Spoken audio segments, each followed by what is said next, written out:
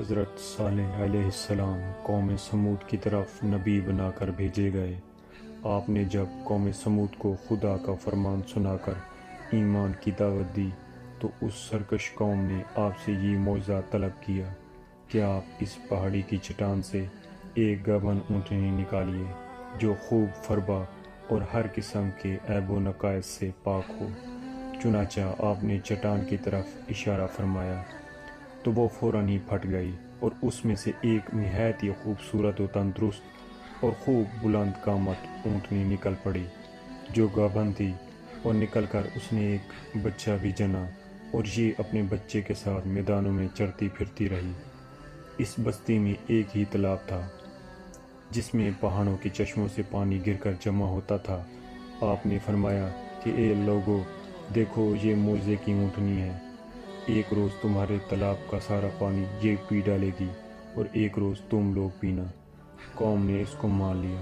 پھر آپ نے قوم سمود کے سامنے یہ تقریر فرمائی: اے میری قوم، اللہ کو پوجو، اس کے سوا تمہارا کوئی معبود نہیں۔ بے شک تمہارے پاس تمہارے رب کی طرف سے روشن دلیل آئی۔ یہ اللہ کا ناکہ ہے، تمہارے لیے نشانی دو، اسے چھوڑ دو تاکہ اللہ کی زمین میں کھائے، اور اسے برائی سے ہاتھ نہ لگاؤ کہ تمہیں دردناک عذاب آئے گا۔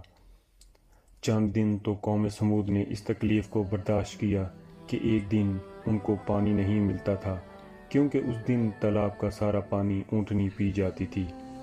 اس لیے ان لوگوں نے طے کر لیا کہ اس اونٹنی کو قتل کر ڈالیں۔ چنانچہ اس قوم میں قدار بن صالح، جو سرخ رنگ کا بھوری آنکھوں والا اور پستہ قد آدمی تھا، اور ایک زناکار عورت کا لڑکا تھا، ساری قوم کے حکم سے اس اونٹنی کو قتل کرنے کے لیے تیار ہو گیا۔ حضرت صالح علیہ السلام منع کرتے رہے، لیکن قدار بن صالح نے پہلے تو اونٹنی کے چاروں پاؤں کو کاٹ ڈالا، پھر اس کو ذبح کر دیا، اور انتہائی سرکشی کے ساتھ حضرت صالح علیہ السلام سے بے ادبانہ گفتگو کرنے لگا۔ چنانچہ خداوند قدوس کا ارشاد ہے: پس ناکہ کی کوچیں کاٹ دیں اور اپنے رب کے حکم سے سرکشی کی، اور بولیں: اے صالح، ہم پر لے آؤ عذاب جس کا تم وعدہ دے رہے ہو اگر تم رسول ہو۔ قوم سمود کی سرکشی پر عذاب خداوندی کا ظہور اس طرح ہوا کہ پہلے ایک زبردست چنگھاڑ کی خوفناک آواز آئی، پھر شدید زلزلہ آیا جس سے پوری آبادی اتھل پتھل ہو کر چکنا چور ہو گئی، تمام عمارتیں ٹوٹ پھوٹ کر تہس نہس ہو گئیں، اور قوم سمود کا ایک ایک آدمی گھٹنے کے بل اوندا گر کر مر گیا۔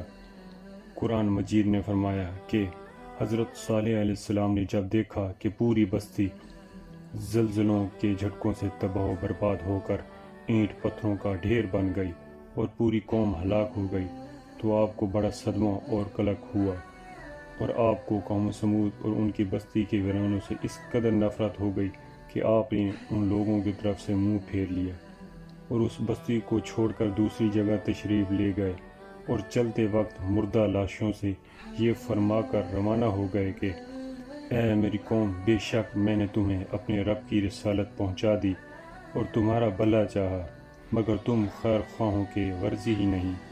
قوم سمود کی پوری بستی برباد و ویران ہو کر کھنڈر بن گئی، اور پوری قوم فنا کے گھاٹ اتر گئی۔ آج ان کی نسل کا کوئی انسان روئے زمین پر باقی نہیں رہا ہوگا۔